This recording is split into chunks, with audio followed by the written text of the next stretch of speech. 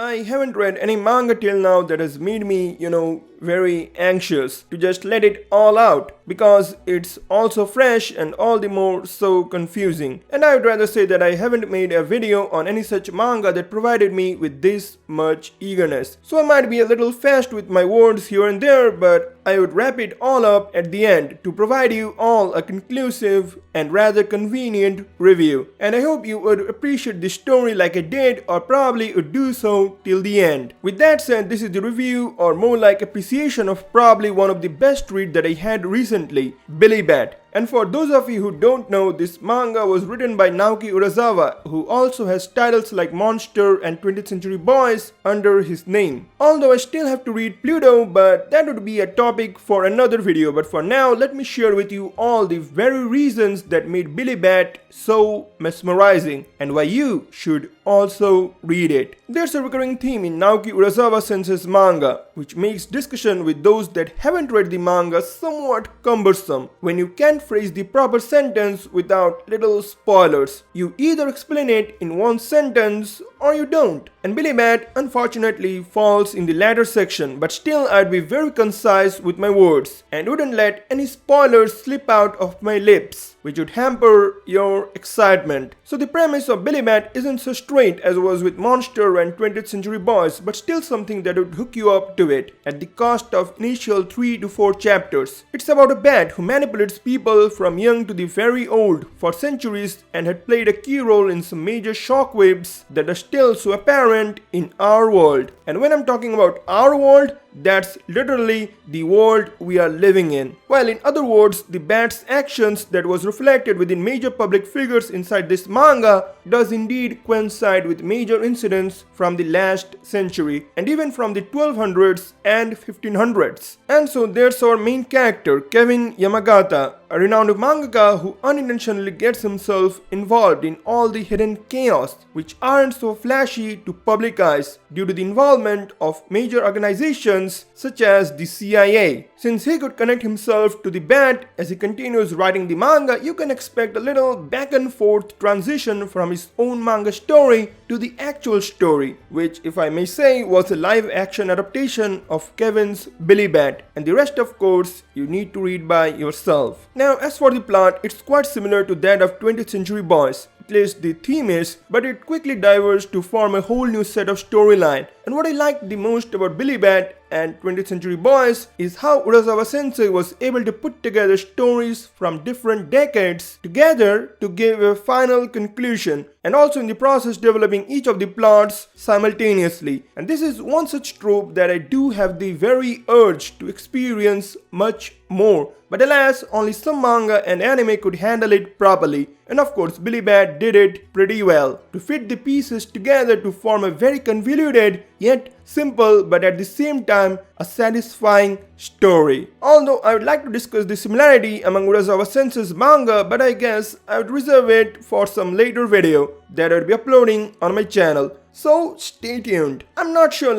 what boxes does a manga need to check for receiving an anime adaptation, but in here these references, I suppose, of many historical scenarios of Japan and other countries would certainly pose a challenge to its anime production. Billy Bat is what I should call a parody manga, but don't get me wrong, there isn't any funny business in here. Of course, this is a seinen manga, so you all know what to expect. I don't need to say that. Needless to say, if you are someone who likes Urasawa Sensei's works, you know how much character-driven his manga tends to be. And so it's the same with Billy Bat. The characters are indeed the major focus of the story, and they are what you call the needle mover. I mean, it's actually the bat, but of course, you get it. Every work of Urasawa Sensei brings in itself a sense of realism without being the anime cliche over dramatic. But in here, it's the supernatural aspect that might tick off some people. But I would say it was well written, even considering that. And of course, the psychological aspect is pretty great regarding how a simple common man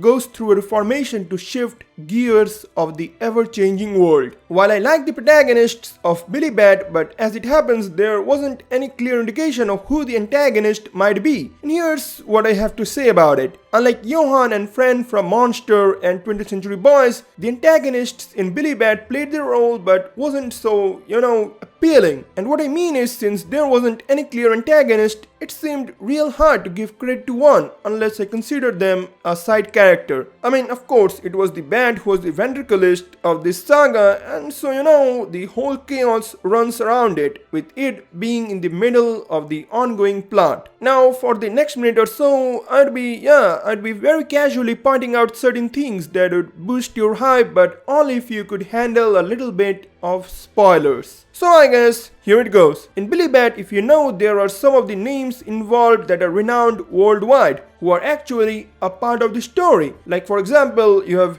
Hitler, Einstein, and Martin Luther King, only to name a few, that do actively have their involvement and their respective dialogues. There's also an attraction site whose name is Billyland, and you guessed it, this is the parody of Disneyland, if you are not aware. And also the owner of Billyland, if you do recognize, might remind you of this man. So there's that. And this very aspect of Billy Bat was in itself a gutsy thing to do, and I definitely appreciate Urasawa sensei for it. Moving on, I'm very fond of manga art, and in Billy Bat I couldn't help but notice the art of Urasawa sensei, and as there are many locations being brought to life in this manga, thus their representation in it. Therefore expecting a detailed environment wouldn't be so surprising in Billy Bat. And to make it more special, there's some addition of colored panels that gives it a kind of vibrant environment, if I should say. One complaint that I might have from Urasawa sensei's manga is that although considering his each work individually, it doesn't have similar looking characters, but comparing it with his other manga, man, it would be damn tough to figure out the character's origin. But I guess it all serves the purpose of recognition of Urasawa sensei's works. So you can either take it as a compliment or a complaint. And I mean, definitely read it, because unlike other manga, I don't have more of anything other than praising it. I have loved Urasawa sensei's works a lot lately, and have grown to appreciate it even more now that I see many people are reading Monster. So again, Billy Bat is one of the best reads that I had, which got a little bit out of the track, or so it seemed, but at the end it did turn out to be great, and I thank myself for sticking with it till the end. With that all being said, if you enjoyed this video, be sure to like it and also subscribe and ring the bell so you get notified about the latest manga content. And so, zap!